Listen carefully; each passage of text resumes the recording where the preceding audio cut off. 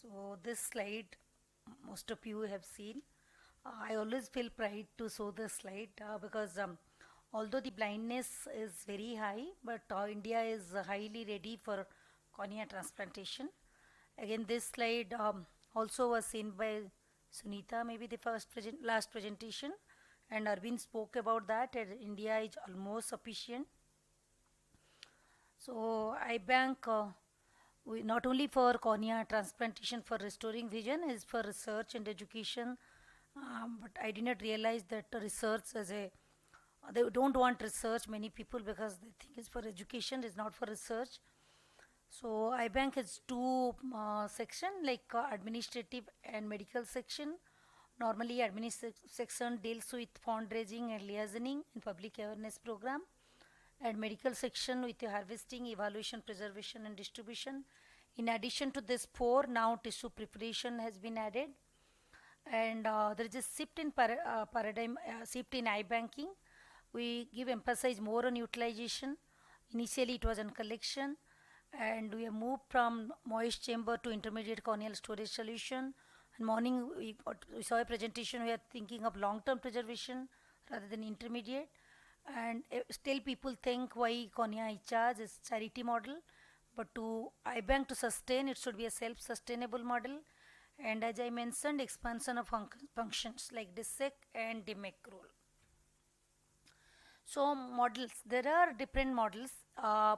In Western countries, is mostly autonomous organization. They have their own board where stakeholders are from the community. But whereas in India, it's mostly attached with hospital. But there are in India also there are iBank, which are autonomous organization. And either it is autonomous or associated with hospital. Most of them learn and get the cornea from HCRP.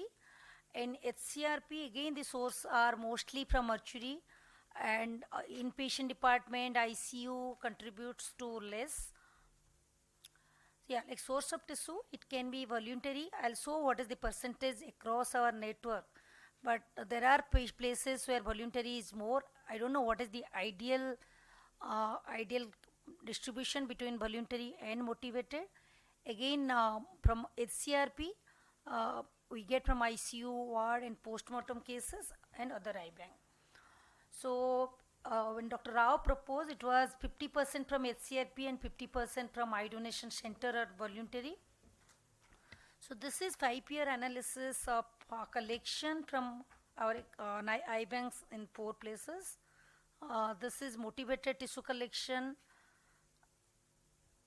and this is voluntary. So this is mainly important. You can see the last 5 years, the voluntary thing is 6.8 to 44. So it is different in different places.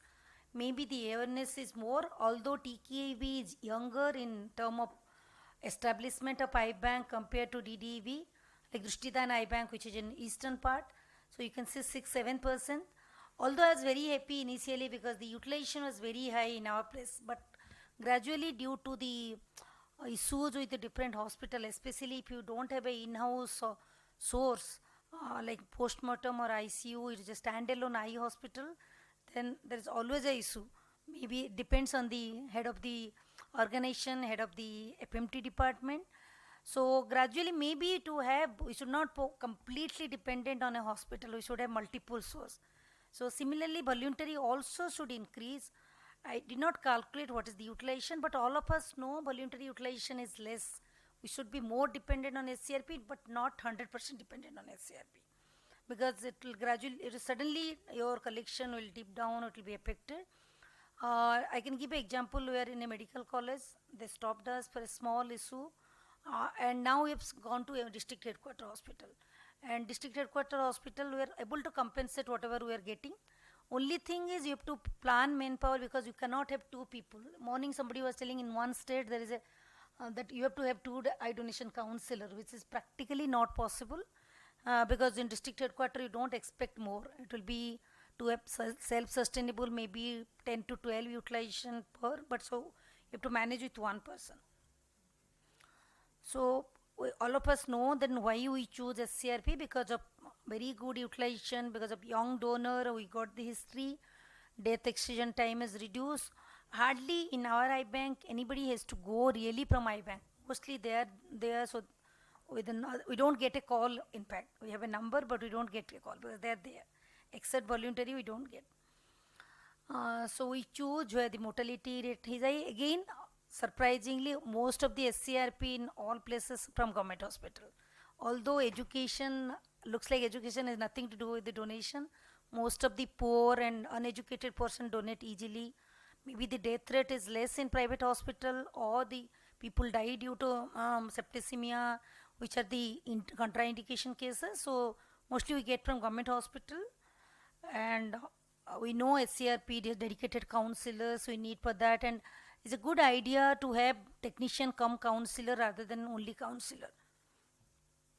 So what are the advantages of voluntary cornea collection? We are less dependent on any hospital, and we develop a goodwill in society. Again, it creates a message. And voluntary organization, we are dependent on community leaders, many NGOs, self-help group, but only there's a limiting factor I can say. Sometimes they're over enthusiastic, they call you from a distance which is 200 kilometers. They need to know the limitation of the eye bank. They cannot go beyond that. Eye bank has to decide depending on the road. So in our place, I just keep 50 to 60 kilometer radius so that people can go and collect. So this is again proposed by Dr. Rao way back in 2004. It was published. Each eye bank has 20 million people and 40 eye donation center for each eye bank, and each are HCRP in 10 major hospital, but 10 major hospital may not be there in all places. There is no rule as such, but ideally there is no need of one eye bank in each city. So we can have a high standard eye bank if we have a one eye bank, and people can distribute from this. And we need to have expensive infrastructure, because with the technology people have pre-cut machines, so this increases the efficiency of standard.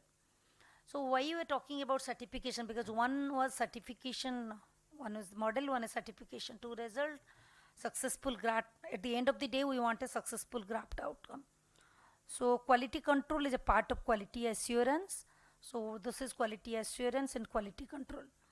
So what we do normally, I'll just tell the name and I'll show few pictures where the quality assurance is done. Usually a medical director and eye bank manager, there should be SOP. First of all, there should be SOP in each eye bank.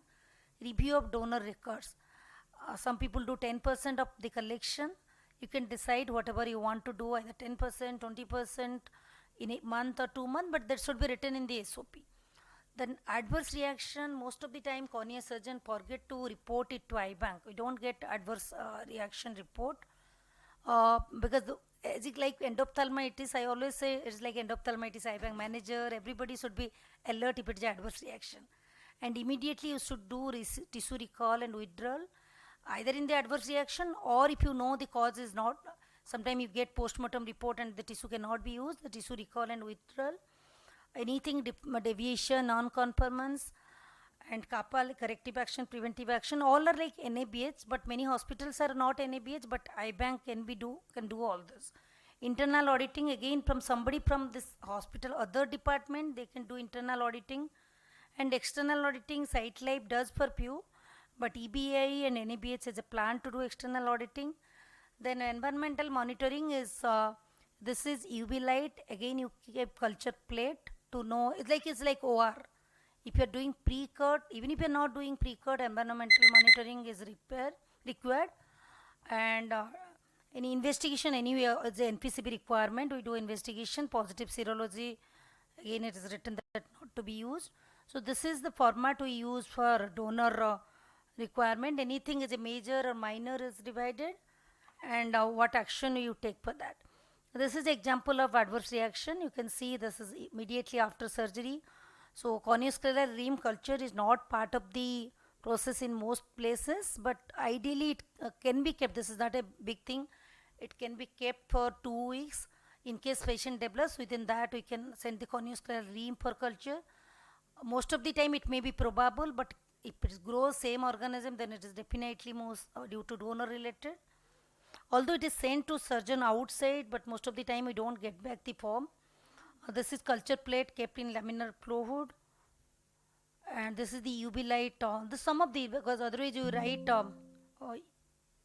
the refrigerator also, and continuous recording temperature in the fridge is requirement for many accreditation agency. Thank you.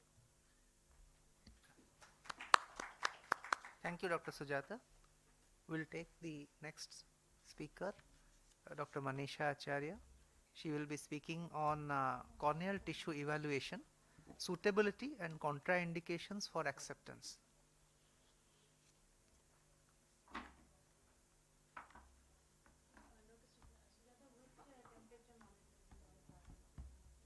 Now maybe that continuous recording to the graph one or the other one?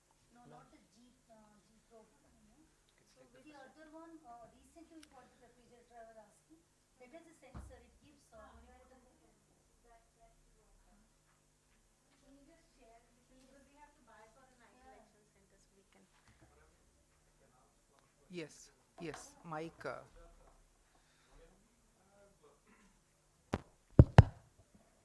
Mortuary related corneal retrieval program like a MCRP. Actually, HCRP, Yeah. because HCRP also almost 99% in a BD we get from HCRP.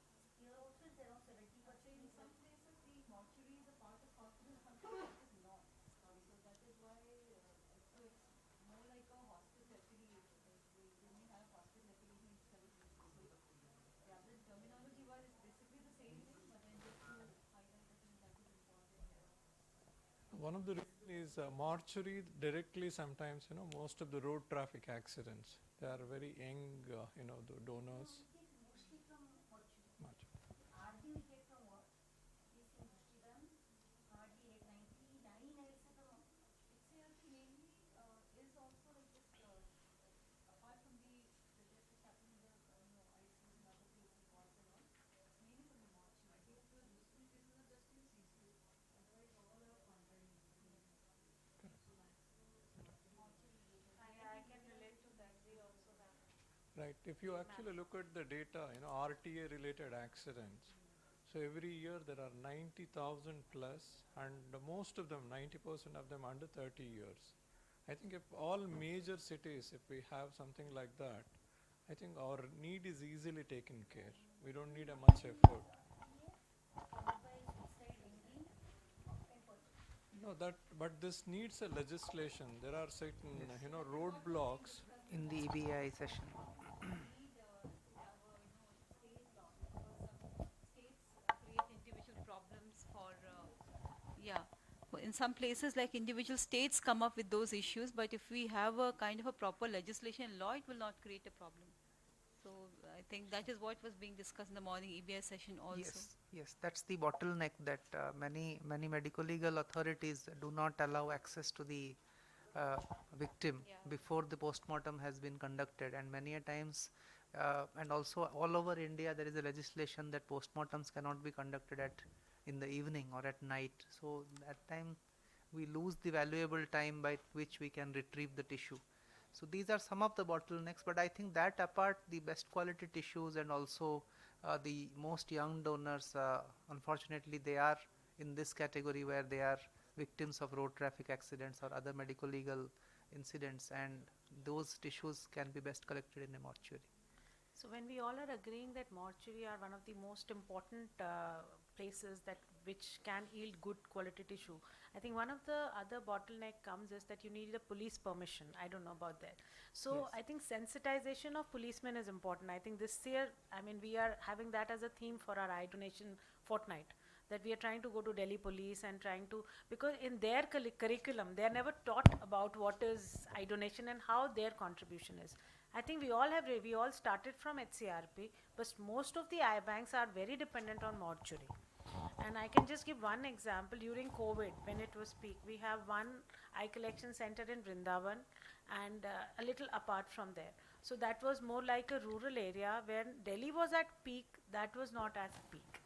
So the system keeps on moving if you have it. And there that mortuary was at the highway. So like 90% was road traffic accident highway. That is the fastest highway which is there, and usually there were road traffic accidents. And I would say that is what kept that main wave, the second wave. Maybe never had at least one or two tissues were coming to take care of that dire necessity sort of patients. We were able to, I mean, we hardly use glycerine. We were able to take care of those emergencies.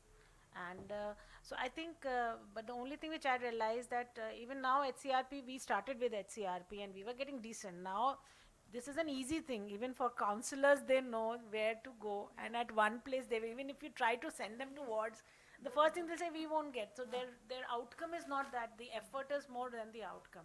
I'm not saying HCRP is not it's not a good place, but I think somewhere it's more like mortuaries are an easier access and all. But I think there are two things what you said. One was that post-mortem, should it, I mean, I've been trying to counsel and personally went to mortuaries and trying to counsel them, let us take eye, we can take eye before post-mortem, but most of the mortuaries are very reluctant. It's very dependent on which person is posted there. Yes. Because that's something, and that's more important, because they would say wait for 2 hours, we'll do a post-mortem, and sometimes if there's a new person, wo pura instrument rakh diya aankh pe. I mean, you know, these are some things which, and you think it's just something, but I think we need to sensitize. Yes, ma'am. Is the eye donation considered as tissue donation or organ donation?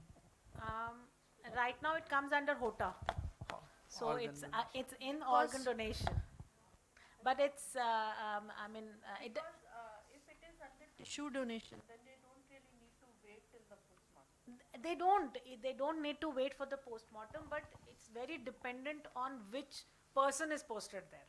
You know, that's what I'm saying. We did a study recently, that thesis part was when we are taking the tissue with before post-mortem and when we are taking after post-mortem, what is the difference in the quality?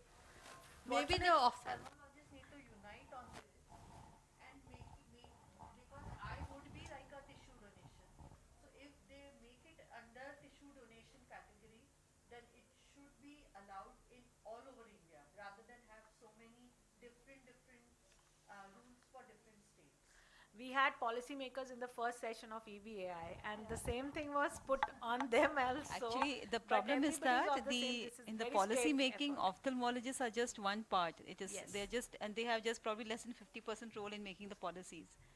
Predominantly, the policies are made by other people who are non-ophthalmologists, and where it is difficult to form a common understanding platform to make those policies. That is the basic crux of the problem. And when we are talking about unity in ophthalmologists, you see the eye banking response. So people are usually not there who can actually change something. We are still trying our best. I think we are there, who are pushing these things. And in the first session we did, there was a lot of talk about it. But I think that's a very good, valid point. We all should do it in our region, whatever we can. Thank you. Yeah, that's very important.